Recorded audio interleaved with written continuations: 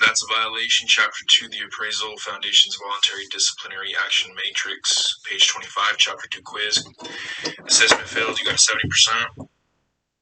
So, number 1, which of the following statements is false regarding appraisers and work files? You said an appraiser can always add to the work file after the report has been transmitted to the client, and that is correct.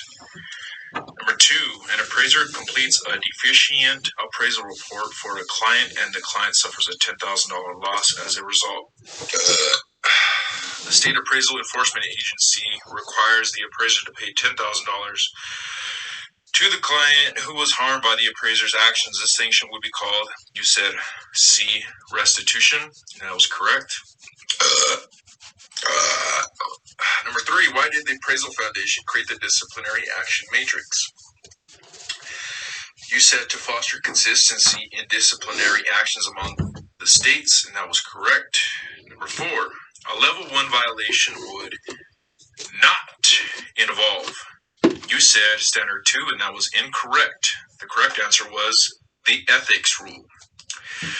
Level 1 violations are minor violations that do not involve the ethics rule or the competency rule. They could involve minor violations of standard 1 or standard 2, chapter 2, level 1.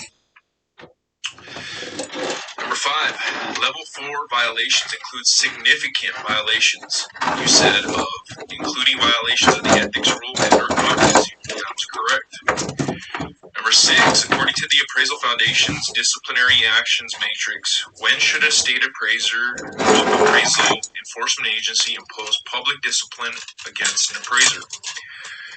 You said in cases of revocation, suspension, or reprimand, and that was correct.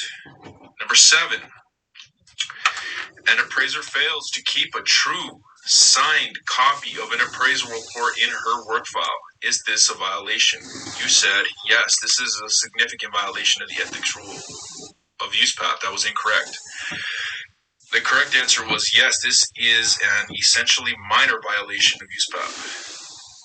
This is an essentially minor violation of the record-keeping rule and would be consistent with a level 1 violation.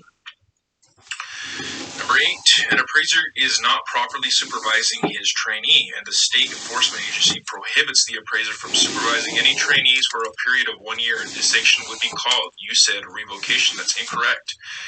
The correct answer was restriction of scope of practice. Restriction of scope of practice means a period of time in which an appraiser is prohibited from performing certain types of appraisal assignments, and could include a restriction on supervising other appraisers. Chapter 1, types of sanctions continued. Number 9, according to the Appraisal Foundation's disciplinary action matrix, the purpose of appraiser discipline is, you said, to protect the public, and that was correct.